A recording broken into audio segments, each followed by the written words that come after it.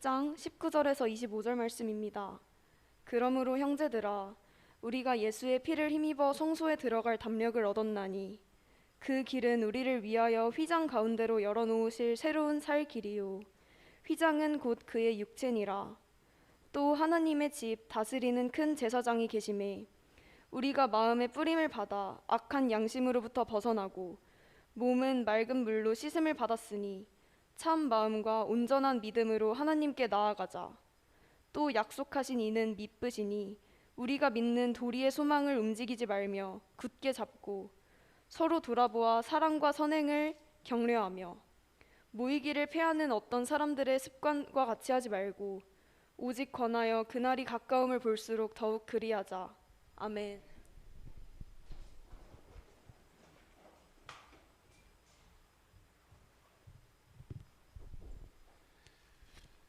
네, 여러분 만나서 너무 반갑습니다. 요즘 장마 아닌 장마 기간인데 많이 덥죠? 그래도 예배에 사모하며 나온 여러분 너무 환영하고 축복합니다. 옆에 친구하고 이렇게 한번 인사 나눠볼게요. 수련회 등록했니? 눈을 피하는 친구가 있는 것 같은데 이렇게 지금 한 120명 정도 수련회 등록을 했어요. 출석에 비하면 정말 훌륭한 이렇게 비율이거든요. 출석이 이제 한 130명, 많으면 140명까지 오는데 출석 비율의 거의 한 이제 90%가 등록을 한 상황이에요. 이 상황이면 안 등록하는 게 이상하다, 그렇죠?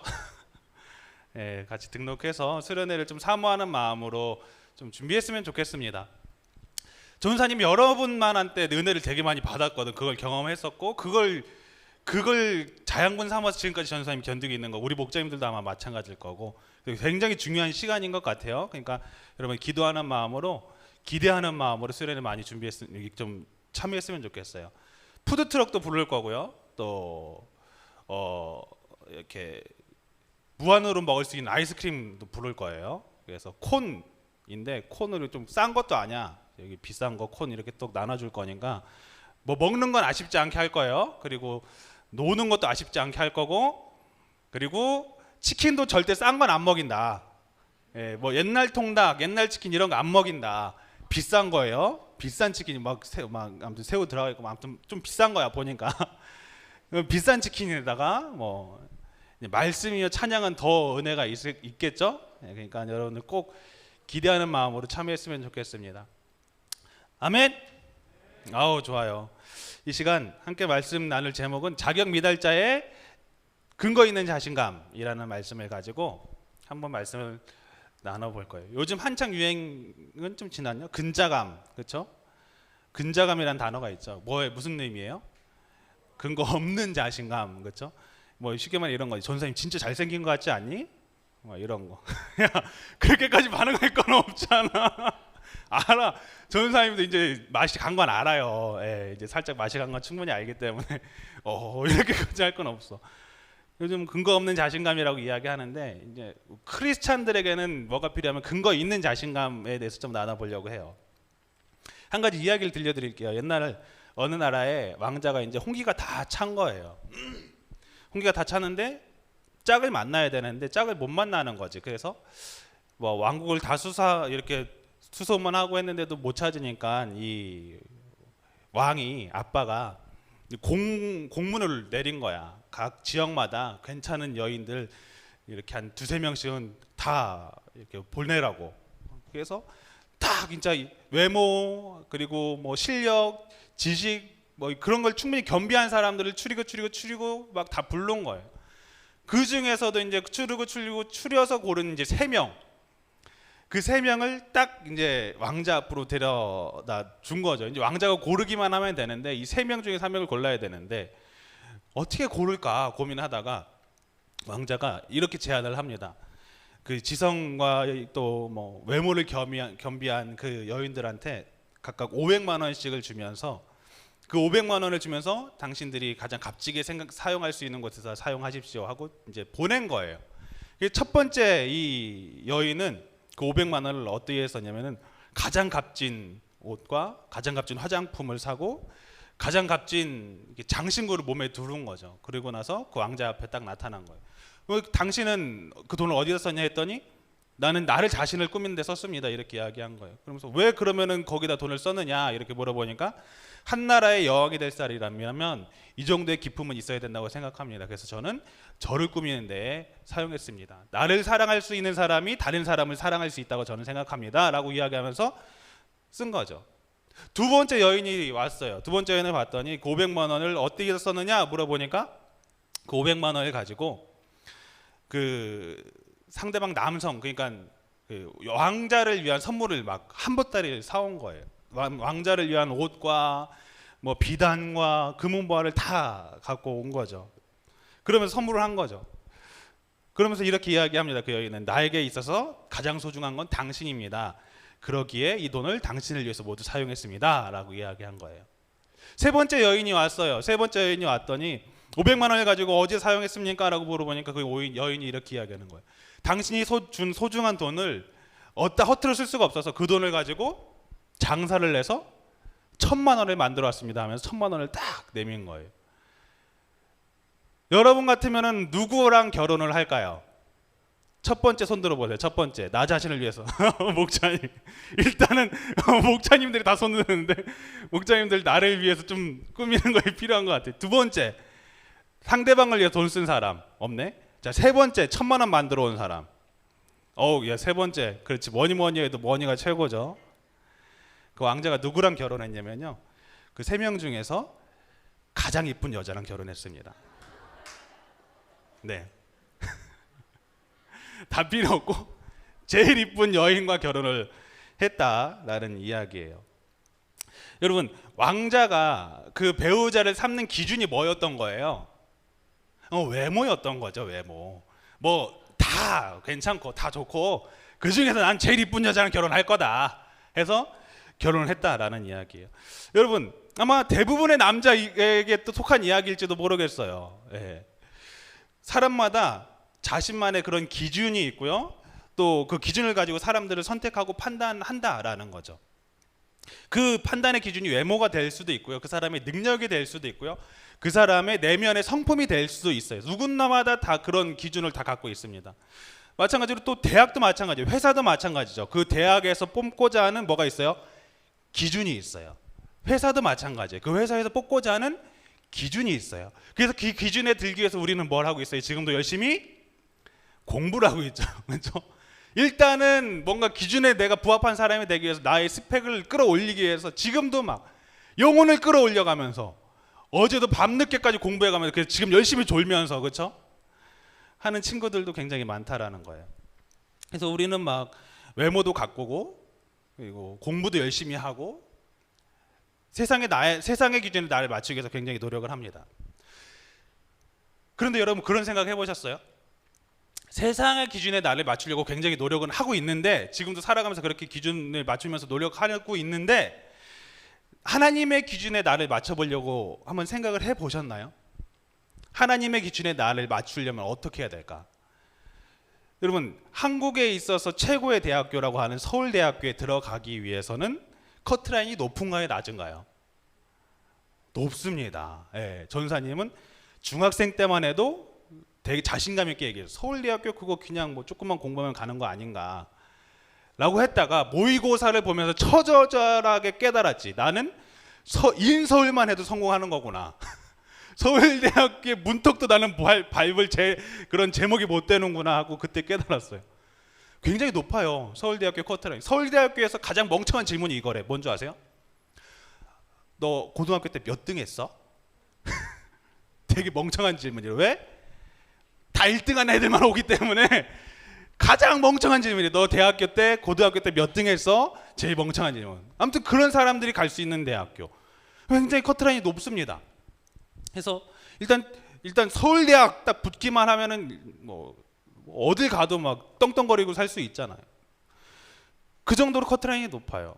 여러분 생각해봤어요?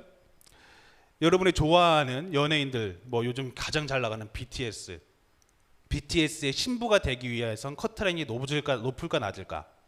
나는 BTS의 신부가 될 수 있다. 저 옛날에 전사님 친구 중에서 H.O.T라고 아니 얘들아? 알아? 같은 시대를 사는구나.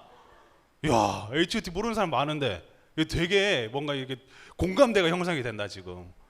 H.O.T를 되게 좋아하는 친구가 있었거든요. 팬클럽에 가입을 했던 친구야. 그래서 그 아이 목표가 그거였어. 이재원과 결혼하기. 그래서 그거였어요. 막 그 결혼하기 위해서 어떻게 해야 되는가. 그 근처 집으로 이사를 간다. 첫 번째. 그리고 그 연예인하고 친해진다. 뭐 이렇게 막 플랜을 짠 게 있었어. 실제로 나한테 보여줬었거든요.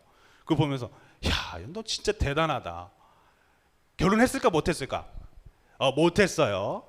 지금도 안 했어 결혼을. 내가 볼 때는 지금도 그 플랜을 실행하고 있는지 모르겠지만, 여러분 세상에서 제일 인기 있는 남자와 결혼한다는 거 커트라인은 굉장히 높습니다. 웬만한 여자는 쳐다도 안 볼 수도 있어요.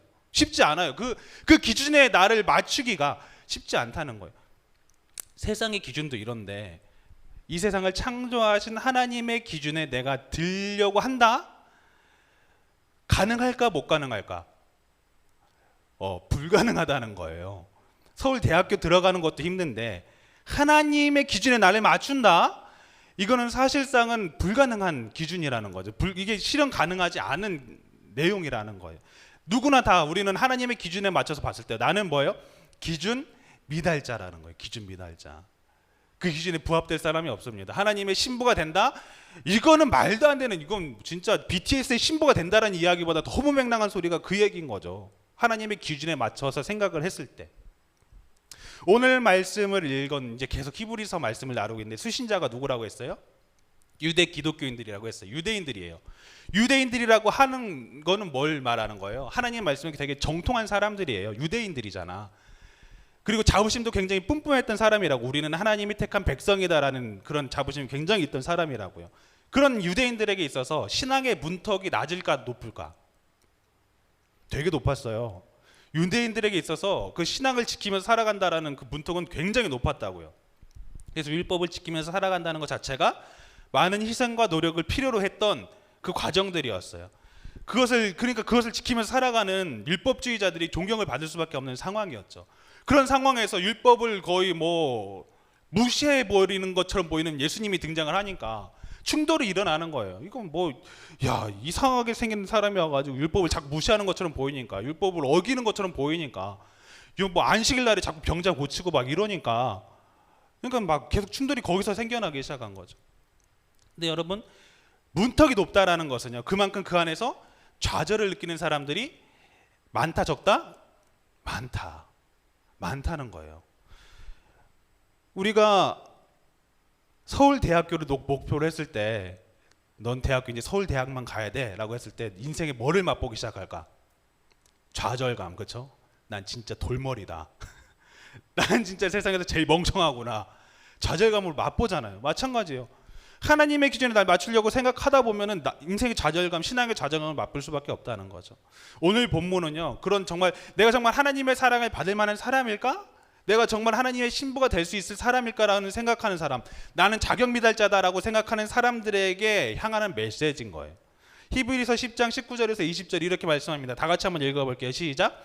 그러므로 형제들아, 우리가 예수의 피를 힘입어 성소에 들어갈 담력을 얻었나니 그 길은 우리를 위하여 휘장 가운데 열어놓으신 새로운 살 길이요 휘장은 곧 그의 육체니라. 여기서 뭐라고 말하냐면요, 성소에 들어갈 담력을 얻었다. 우리가 하나님 앞에 나올 수 있는 담력을 얻었다라고 이야기합니다. 여러분, 하나님 그 당시에 하나님 앞에 나아간다는 것 자체는 말이 안 되는 이야기였어요. 왜냐하면 하나님 앞에 나아갈 수 있는 존재는 누구였냐면은 제사장 중에 대제사장만 하나님 앞에 나아갈 수 있었고 나머지는 하나님 앞에 못 나갔어요. 지성소에 발을 들여놓지도 못했다고요. 근데 여기서 뭐라고 하냐면 저자는 우리가 하나님 앞에 나아가자라고 담대하게 이야기한다는 거죠. 여러분, 예수님 당시에 성전이 뭐였냐면요, 헤롯 성전이었어요. 헤롯 성전, 이렇게 생겼어요. 이게 예수님 당시에 있던 성전의 모습입니다. 성전이 처음에 성막이었다가 솔로몬의 성전이었다가 완전히 박살이 나버렸다가 이제 마지막에 이제 헤롯의 성전이 지어진 거예요. 이렇게 생긴 예수님이 당시에 있던 성전이었어요. 여기에 뭐가 있었냐면은 여기 보면 빨간색 동그라미도 돼 있는데 있죠. 여기가 어디냐면 거길 기준으로 이쪽 편이, 안쪽 편이 지성소고 바깥쪽이 성소였어요. 거기에 뭐가 막 가로막고 있냐면은 성막, 휘막이라는 거, 회막이라는 것을 딱 막혀 있다는 거예요. 근데 이 휘장이 엄청나게 두꺼웠어요. 왜냐하면 지성소랑 성소를 갈라놓는 거야 되니까 일반 커튼 같은 걸로 이렇게 막아놓으면 바람 불면은 지성소를 보려면 어떻게 하면 훅 하면은 펄럭이면 지성소 이렇게 생겼네 이거 볼 거 아니야. 그러니까 어떻게 해야 돼? 엄청나게 두꺼운 천으로 막아놨다고요. 그게 학자들의 이야기에 따르면 10cm는 됐다라고 이야기해. 더 이건 전사님이 과장 안 하고 이야기하고 진짜 어떤 학자들이 20cm라고 이야기하는 학자도 있어요. 휘장이 20cm야. 상상이 안 되죠. 근데 어떤 사건이 발생하냐면요, 이 휘장이 찢어지는 사건이 발생을 해요. 지성소 성소를 가로막고 있는 이 휘장이 찢어져요. 그게 언제 찢어졌을까? 마태복음 27장 50절 그리고 51절 다 같이 한번 읽어볼게요. 시작. 예수께서 다시 크게 소리 지르시고 영원히 떠나시니라. 이에 성소 휘장이 위로부터 아래까지 찢어져 들이대고 땅이 진동하며 바위가 터지고. 예수님이 십자가에서 돌아가시는 그 순간입니다. 예수님께서 소리 지르시면서 영원히 떠나셨다. 그런데 그 순간 어떤 일이 일어났냐면요, 이 성전에 있는 휘장이 찢어져 버렸어요. 위에서 아래로. 누가 이거 사람이 찢으려고 해도 찢을 수 없는 거거든요. 이게 찢어져 버린 거예요. 말이 안 되는 사건이 벌어진 거죠. 왜 하나님께서 그 휘장을 찢으셨을까? 이게 사실 유대인들 입장에서는 말이 안 되는 사건이 벌어진. 왜냐하면은 이게 굉장히 성전이 되게 거룩한 장소잖아요. 그리고 지성소와 성소를 가로막고 있는 건데 그것이 찢어진다? 이게 소문을 냈을까 안 냈을까 사람들이 다 쉬쉬했지. 이거 큰일 난다. 이거 성소가 이거 말이 안 된다 하고 바로 재빨리 고쳤겠죠. 쉽게 말하면 여러분 생각해 보세요. 진짜 미라나 빛이 봐라. 이 현수막조차도 이거 찢어져 버리면은 무슨 생각이 들어요? 불길한데. 야, 수련회 이거 가겠냐 이거. 야, 이거 수련회 못 가겠는데. 지금 그 당시 유대인들 입장에서는 그랬다고요. 휘장이 찢어진다는 것 자체가 되게 불길한 징조였던 거예요. 이건 말이 안 되는 거였어요. 근데 그 사건이 벌어진 거예요. 그 휘장을 찢으신 이유, 히브리서 10장 19절에서 20절 이렇게 이야기합니다. 다 같이 읽어볼게요. 시작.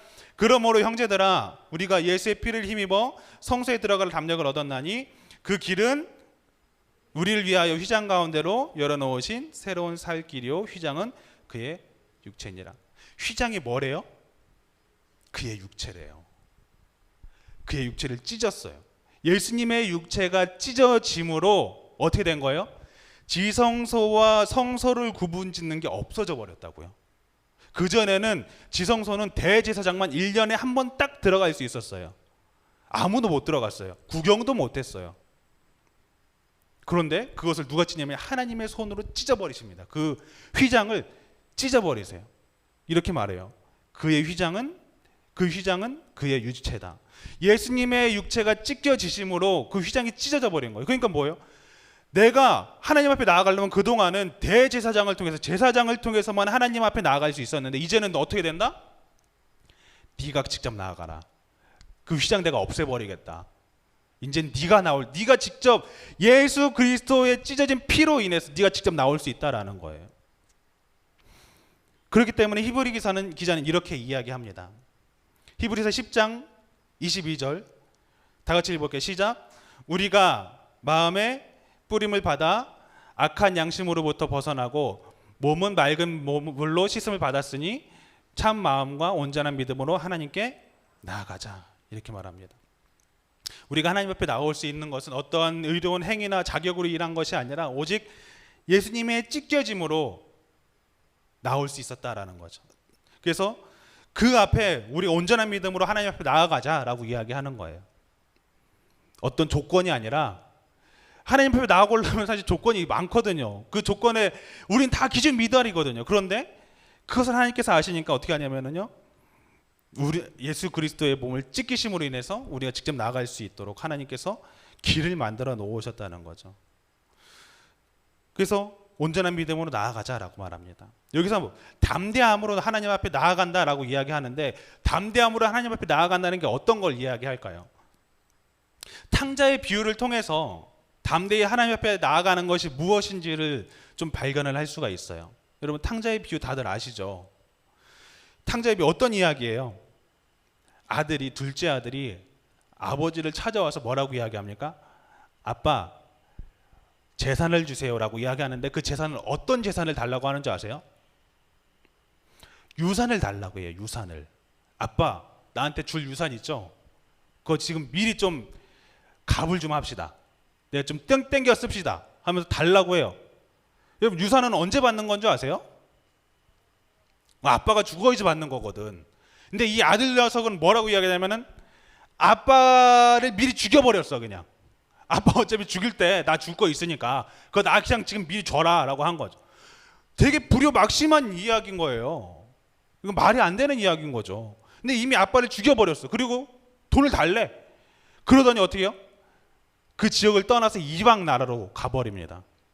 아빠의 품을 완전히 떠났어요. 아빠를 죽여버리고 완전히 떠나버렸어요. 그리고 그곳에서 그 돈을 어디다 쓰죠? 나의 쾌락을 위해서 다 써버려요.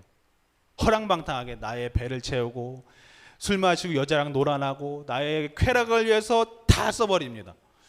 그리고 나서 이제 다 탕진해 버리니까 이제 먹고 살 게 없으니까 나중에 돼지를 치잖아요. 그러면서 이제 돼지가 먹는 쥐염 열매를 먹으면서 참 이렇게 죽느니 어떻게 생각하죠? 뭐라고 생각하죠? 아빠한테 한번 가볼까? 지금 여기서 죽는 것보단 그래도 아빠한테 가서 좋은 거로라도 써달라고 하면 좀 받아주지 않을까? 아들은 고사하고 그냥 아빠 날 좀 종으로 써주십시오 하고 가면은 그래도 내가 돼지 열매 먹는 것보단 낫지 않을까 하면서 어떻게 하죠? 아버지에게로 돌아갑니다. 그리고 그 아들은 그 아빠 집에서 종노릇을 하면서 평생 살았다? 아니요. 성경은 이렇게 말해요. 누가복음 15장 20절에서 22절 이렇게 말해요. 이에 일어나 아버지께로 돌아가니라. 아직도 거리가 먼데 아버지가 그를 보고 측은히 여겨 달려가 목을 안고 입맞추니 아들이 이르되 아버지 내가 하늘과 아버지께 죄를 지었사오니 지금부터는 아버지의 아들이라 일컬음을 감당하지 못하겠나이다. 하나 아버지는 종들에게 이르되 제일 좋은 옷을 내어다가 입히고 손에 가락지를 끼우고 발에 신을 신기라. 여러분, 가락지를 끼운다는 건 뭘 이야기하냐면요, 이 사람은 내 아들이다라는 증표예요. 그리고 어떻게요? 돼지 냄새 나서 허름해져 버리는 옷을 다 벗기고 옷을 다시 입혀버립니다. 신을 다시 신겨요. 여러분, 담대함으로 하나님 앞에 나아간다는 것은요, 나는 비록 아버지를 배반한 죄인이지만 기준 미달인 사람이지만 다시 아버지께 은혜를 구하면서 돌아갈 수 있다라는 것을 이야기한다라는 거죠. 그게 바로 담대함으로 나아가는 거예요. 그럴 때 우리는 우리의 죄가 아무리 더럽다 한들 하나님이 우리를 안아주신다라는 것입니다.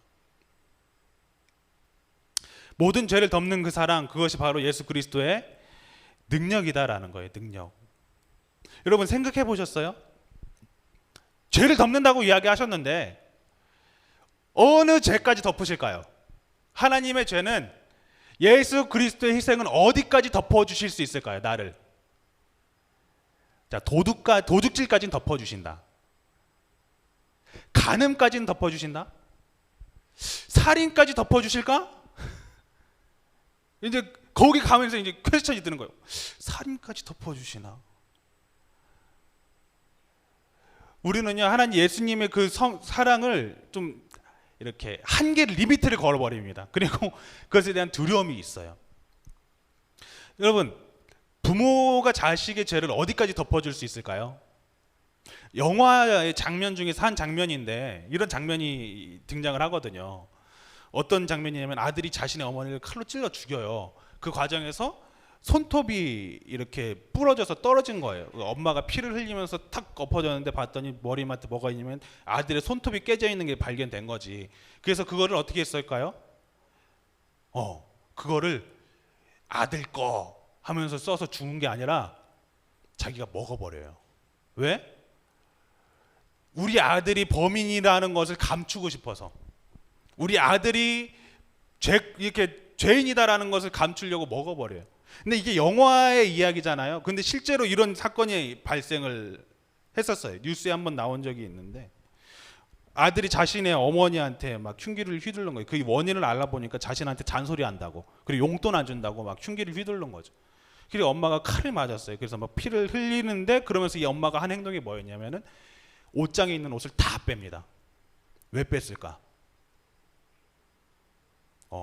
강도가 한 것처럼 보이려고 다 빼버린 거예요. 내 아들이 날 찔린 게 아니라 난 강도한테 찔렸다. 우리 아들을 죄를 덮어주려고 다 뺀 거예요.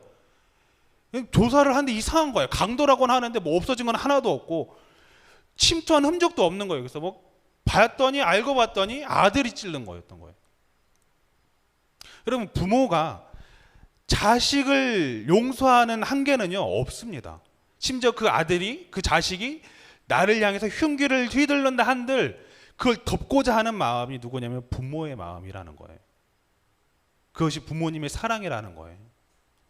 좀 죄를 저질렀다고, 내 아들이 물건을 훔쳤다고, 그것조차도 감싸주고 싶어 하는 마음이 바로 부모의 마음이라는 거죠. 마찬가지, 하나님은요 우리의 그 어떤 추악하고 더러운 죄악도 모두 덮으시고 안아주신다는 거죠. 어떠한 죄악, 어떠한 더럽고 추악한 죄도 하나님은 덮어주신다라는 거예요. 예수 그리스도의 피로 말미암아. 근데 우리가 여기서 한 가지 기억해야 될 것이 있습니다. 뭐냐면요, 우리의 모든 죄를 덮어주시는데 담대함으로 하나님 앞에 나아가자고 이야기하지만 기억해야 되는 것은 여기에 있어서 우리가 담대함으로 나아가되 방종해서는 안 된다라는 거죠. 하나님의 사랑을, 예수님의 사랑을 힘입고 담대함으로 나아가야 됩니다. 그런데 그것을 믿고 그냥 어차피 하나님이 더 뭐 용서해 주시는 거 하면서 방종을 해서는 안 된다라는 거예요. 여러분, 한때 세월호 사건으로 세간을 떠들썩하게 만들었던 구원파 들어봤을 거예요. 구원파. 요즘 뭐 박진영 씨가 소속된 데가 뭐 구원파다 해서 말이 또 많죠. 구원파가 뭐가 문제일까요? 구원파의 문제가 뭘까요? 구원파가 이야기하는 건 그 구원을 굉장히 중요시 여겨요. 그래서 구원받은 사람은 뭐까지 얘기하냐면 회개하지 않아도 된다까지 이야기를 해요. 그래서 구원받은 시점을 알아야 된다라고까지 이야기해요. 왜? 야, 너희들 태어난 시점 다 알지 않냐? 그런 것처럼 너희들 언제 구원받았냐라고 물어본다는 거예요. 구원파 애들이. 그럼 우리 입장에서는 어때? 여러분, 구원받은 날짜 언제예요? 2018년 막 2000 뭐 몇 월 며칠 막 이렇게 이야기할 수 있어요? 몇 월 몇 시 몇 분까지 이야기하라는 거야. 왜? 너희들 태어난 날짜 몇 월 며칠 몇 시 몇 분까지 다 아는데 너희들 그거 아느냐는 거죠. 모른다고요. 그거 봐, 너 그럼 구원받은 거 아니야, 이렇게 이야기해요. 전사님 그래서 묻고 싶었어요. 내가 태어날 때 내가 몇 시 몇 분에 태어나는 걸 내가 기억해서 내가 알았나? 여러분, 응애하면서 날짜 보면서 난 2020년 10시에 태어났구나 하고 내가 알았어요? 누가 말해서 알게 된 거야? 부모님이 얘기해서 아는 거잖아. 안 그래? 그래. 그 아이가 기억하는 건 없어. 그런데 구원파 애들은 막 그런 이상한 사상을 갖고 있다는 거. 하나님은 아세요. 내가 구원받은지 안 하는지 하나님은 아시지만 내가 그걸 언제 어떻게 구원받았는지를 구체적으로 그걸 기억할 필요까지는 없는데 그것까지 이야기한다는 거죠. 그게 구원파의 문제들이에요. 그리고 막 이제 회개할 필요가 없다. 왜 이미 예수님이 다 죄를 짊어졌는데 뭐하러 회개하냐? 이렇게 이야기해요. 여러분, 자녀가 되었다고 해서 회개할 필요가 없을까요? 용서를 구할 필요가 없을까요? 여러분, 엄마 아빠한테 한 번도 사과를 한 적이 없던 적 있어요? 난 엄마 아빠한테 한 번도 사과 안 했다, 살면서. 오늘 아침도 엄마 아빠랑 사과하고 회개 이렇게 용서를 구하고 온 친구들 있을 수 있어요. 생각해 보세요. 만약에 이렇게 생각을 해보는 거예요. 여러분이 바깥에 나가서 공놀이를 하는데 그 공놀이를 하다가 공이 그만 벤치 쪽으로 가서 퉁 친 거야. 근데 그 벤치 엠블럼이 그 공에 턱 맞아 턱 떨어져 나가 버린 거지. 그게 이제 카메라에 다 찍혔네. 엄마한테 가서 뭐라고 얘기할까? 엄마, 카드 좀. 나 저기 벤츠 그 엠블럼 부러뜨렸어. 카드 좀. 엄마가 그래 잘했다. 야. 이거 카드 줄게. 가서 갚고 와라. 할까? 뭐라고 일단 어떻게 얘기해야 돼? 일단 그날 엄마의 컨디션을 보면서 엄마가 기분이 좋나 안 좋나, 아빠가 기분이 좋나 안 좋나 일단 분위기를 살피면서, 그럼 어떻게 해야 돼? 그 다음에 엄마 있잖아, 절대 화내지 말고 들어. 화 안 낸다고 얘기하면 내가 얘기할게.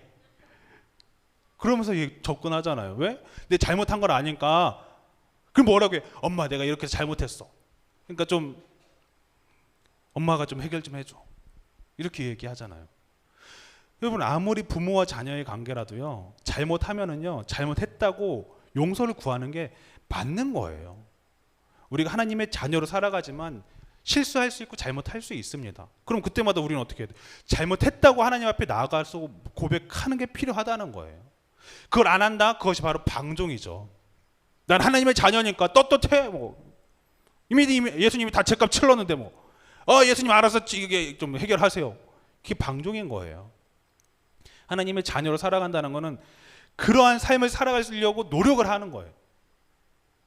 우리 가문의 먹칠을 안 하려고 그렇게 노력하면서 살아가는 게 필요하다는 거죠. 여러분 밀양이라는 영화를 보았는지 모르겠어요. 밀양이라는 영화를 봤는지 모르겠는데 그게 2007년에 개봉한 영화거든요. 근데 이게 한번 개봉이 되고 굉장히 좀 충격적이었어요. 특히 기독교인들에게는 굉장히 충격적이었어요. 어떤 내용이었냐면은 그 내용이 이래요. 남편을 잃은 한 여인이 자신의 하나밖에 없는 아들과 남편의 고향인 밀양으로 가서 이제 정착해서 살려고 한 거예요. 거기서 이제 단둘이 이제 오곤조곤 이제 알콩달콩하게 살아가는데 그만 이 아들이 없어졌어요. 알고 봤더니 유괴를 당한 거야. 그래서 아들 찾으려고 막 했는데 그만 이 아들이 시신으로 발견된 거죠. 사망한 채로 발견이 된 거예요. 유괴범에 의해서 죽은 거예요. 그래서 유괴범은 결국엔 감옥에 갑니다. 아들과 자신의 남편을 잃은 서러움으로 이 여인은 진짜 주체를 못해요. 막 분노에 가득 차서 그러다가 전도를 받아서 교회에 가요. 그곳에서 기도하면서 어떤 마음이 드냐면 내가 이 남자를 내 이 살인범을 용서해야겠다 라는 마음을 가지고 찾아가요. 어디로? 교도소로. 용서하고자 하는 마음으로 찾아갔더니 어떤 일이 일어나냐면 그 죄수가 나오는데 자기가 생각했던 죄수의 모습은 이렇게 초췌하고 형편없고 막 그런 모습으로 나올 줄 알았는데 죄수가 딱 눈앞에 유리벽 하나를 놓고 앞에 앉아 있는데 누구보다도 평안한 모습으로 앉아 있는 거야. 얼굴빛은 또 그렇게 올라갈 수가 없어. 평안해. 그러면서 이 여인이 말합니다. 얼굴이 참 좋아 보이시네요. 이 말 하니까 이 남자가 이렇게 이야기해요. 제가 그동안 죄를 많이 지었었는데 교도소에서 제가 하나님을 만났습니다. 제가 그곳에서 나를 위해서 죄를 지으신 하나님에 의해서 내가 죄사함을 받았음을 제가 믿고 제가 변화됐습니다. 이렇게 고백을 하는 거예요.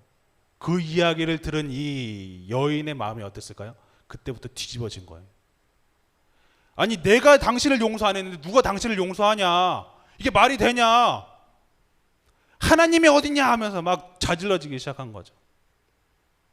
여러분 이 영화가 굉장히 쇼킹했던 이유를 알겠죠? 이 영화의 문제점이 무엇이었을까요? 이 영화의 문제점. 영화에서 놓친 게 하나가 있어요. 뭐냐면은 이 살인범은요 자신의 자유함만을 찾았다라는 거예요. 자신이 아들을 죽인 그 여인에게 용서를 구했다, 구하지 않았다? 구하지 않았다. 이게 방종입니다, 여러분. 이게 방종. 하나님은요 결코 하나님과의 나의 관계만 이야기하지 않아요. 하나님과 나의 관계가 좋으면 사람과의 관계도 좋다고 이야기해요. 마태복음 5장 23절 24절 이렇게 말씀합니다. 다 같이 읽어볼게요. 시작. 그러므로 예물을 제단에 드리러 가다가 거기서 내 형제에게 원망 들을 만한 일이 있는 것이 생각나거든 예물을 제단 앞에 두고 먼저 가서 어떻게 해라? 형제와 화목하고 그 후에 와서 예물을 드리라고 이야기하세요. 네가 하나님 앞에 예배 드릴 때, 예물 드릴 때, 제사를 드릴 때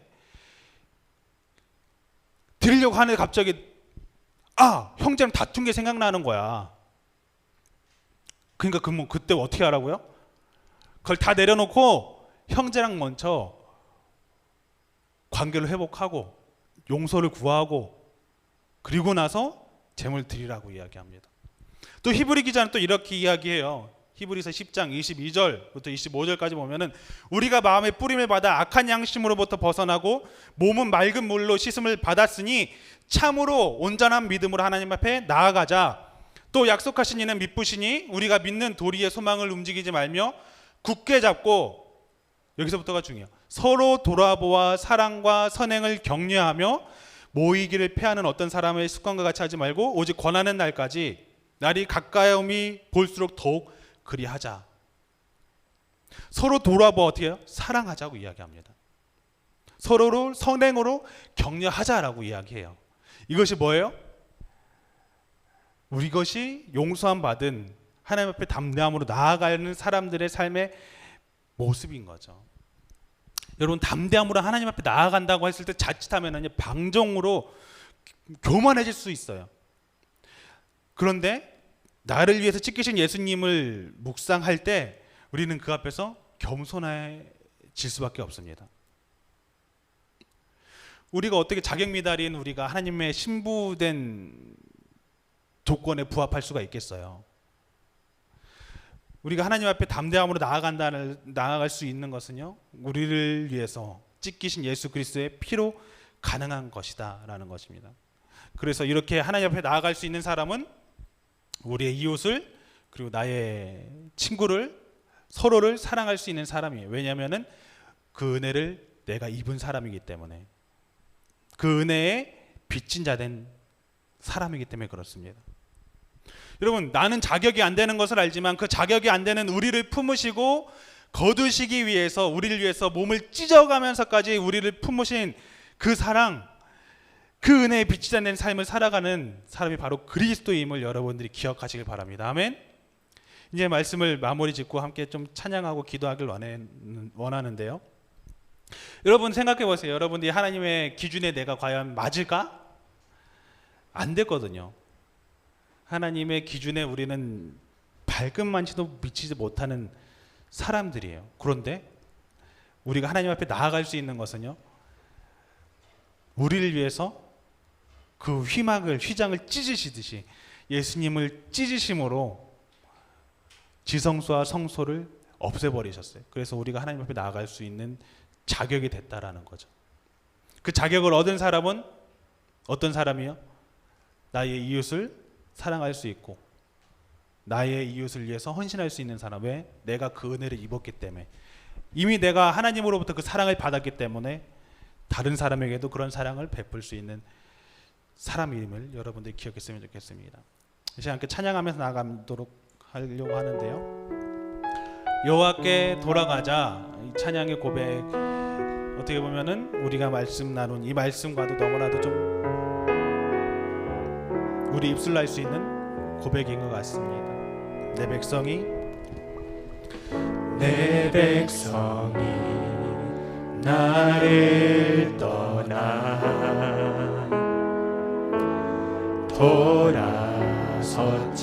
돌아섰지만 내 사랑이 내 백성을 포기 못하니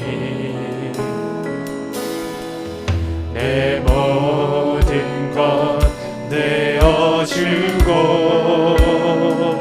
나 그들을 얻으리라.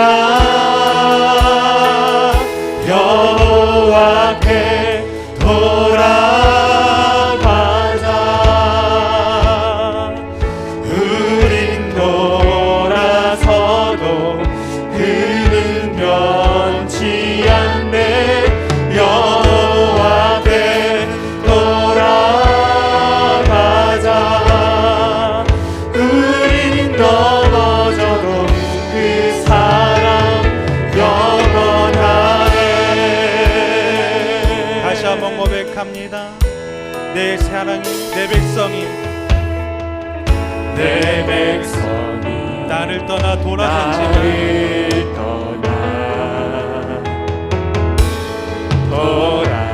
돌아섰지만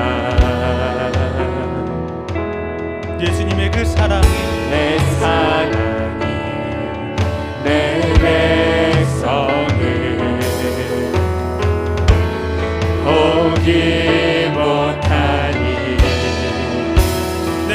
것 내어주고 모든 것 내어주고 나 그들을 얻을 것이다. 나 그들을 얻으리라. 여호와께 돌아가자. 우린 돌아서도 그는 변치 않네. 여호와께 돌아가자. 우린 넘어져도 그 사랑 여호와께 돌아가자. 여호와께 돌아가자. 우린 돌아서도 그는 변치 않네. 여호와께 돌아가자. 우린 넘어져도 그 사랑 사랑은 영원하게 사랑은 오래 참고 자신을 내어주네. 서로 사랑할 때 세상은 주원해. 사랑은 절대 지지 않네. 사랑은 오래 참고 사랑은 오래 참고 자신을 내어줍니다. 아멘. 내어주네. 서로 사랑할 때 세상은 주원해. 사랑은 절대 지지 않네. 여호와께 돌아가자. 우린 돌아서고 그는 변치 않네. 여호와께 돌아가자. 우린 넘어져도 그 사랑 영원하네. 이 시간 함께 기도합니다. 우리가 찬양으로 고백했습니다. 예수님의 사랑을 통해서 우리가 하나님 앞에 나아갈 수밖에 없음을 우리가 찬양을 통해서 고백했습니다. 여러분, 하나님의 기준을 들어 본다면 우리 모두는 자격 미달자입니다. 그 누구도 하나님의 마음에 들 수가 있는 조건이 없습니다. 그런데 딱 하나의 길, 예수 그리스도를 믿는 그 길, 그걸 통해서 우리가 하나님 앞에 담대함으로 나아갈 수 있는 거죠. 이 시간 함께 기도할 것은, 하나님, 저희는 죄인입니다. 저희는 너무나도 부족한 사람들입니다. 하나하나 봤을 때에 정말 하나님 앞에 담대함으로 나아갈 수 있는 것 하나 없지만, 그럼에도 우리를 품으시고 우리를 기다리시는 아버지의 그 마음, 그것은 우리가 하나님 앞에 나아갈 수 있는 것은 우리가 주님의 자녀이기 때문임을 고백합니다. 주님, 저희를 다시 한번 품어주시고 우리가 주님과의 관계가 온전히 회복될 수 있도록 저희를 붙들어 주시옵소서.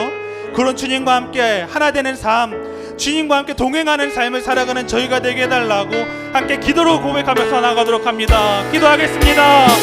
아버지, 저희의 부족함을 고백합니다. 저희 연약함을 고백합니다. 무엇 하나 주님 앞에 내세울 수 없음을 고백합니다. 주님, 저희가 주님 앞에 나아갈 수밖에 없는 것은 저희가 잘남이 아니라, 저희가 어떤 것을 열심히 했기 때문이 아니라, 오직 예수를 믿고 이를 주님을 주님 앞에 나갈 수밖에 없음을 고백합니다. 주님이라는 노력한 저희를 자라마 삼아주시고 저희 품어주신 주님 감사합니다. 그 주님의 사랑을 다시 한번 기억하며 주 앞에 나갈 수 있는 저희들 내게 있도록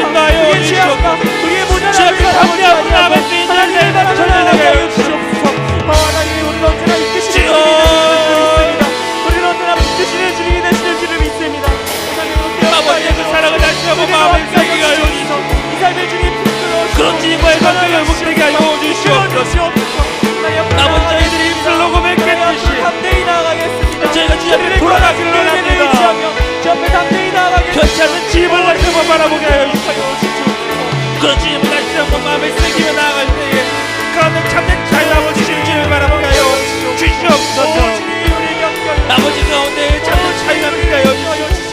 아버지 다시 한번 저희 삶이 주님의 도저히 회복되는 삶, 주님의 건강을 다시 한번 회복되는 삶을 살아가게 될 수 있는 성령님의 은혜를 다하여 주시옵소서. 성령님 다시 한번 저희를 붙들어 주시옵소서. 아버지 그런 주님을 다시 한번 바라봅니다. 함께하여 주시옵소서.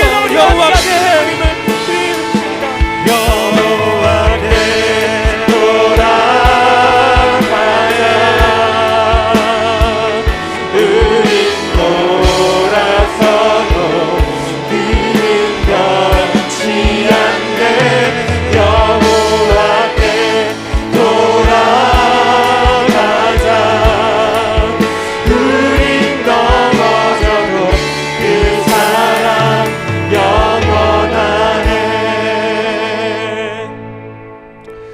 아버지, 저희는 저희 자신을 돌아봤을 때에 주님 앞에 나아갈 수 없는 죄인임을 고백합니다.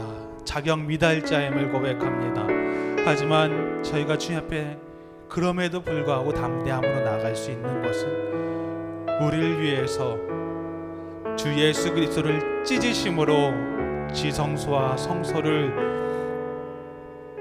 하나가 되게 하셨듯이 주님과의 관계를 하나가 되게 하심을 고백합니다. 그것으로 인해서 저희가 주님 앞에 나아갈 수밖에 없음을 고백합니다. 주님, 우리 주님의 귀한 자녀들 살아가면서 넘어질 수 있습니다. 살아가면서 한눈 팔 수도 있습니다. 주님, 하지만 그럼에도 주님의 손은 놓치지 않게 하여 주시옵소서. 주님의 자녀임은 기억하며 살아가게 하시고 그런 주님의 손을 붙잡고 한 걸음 한 걸음 나아가며 성숙해가며 성장해가며 살아가는 우리 귀한 청소년들 될 수 있도록 붙들어 주시옵소서. 아버지, 이번 한 주간도 주님을 붙들고 살아가길 원합니다. 주님을 바라보며 살아가게 하시고 은혜 주시는 주님 안에서 참된 자유함이 줄 수 있도록 주님께서 우리 청소년들, 우리 친구들 한 명 한 명을 붙들어 주시고 이끌어 주시옵소서. 감사드리며 예수님의 이름으로 기도드렸습니다. 아멘. 예수님이 가르쳐 주신 기도로 예배를 마칩니다. 하늘에 계신 우리 아버지여, 이름이 거룩히 여김을 받으시오며 나라의 마옵시며 뜻이 하늘에서 이루어진 것 같이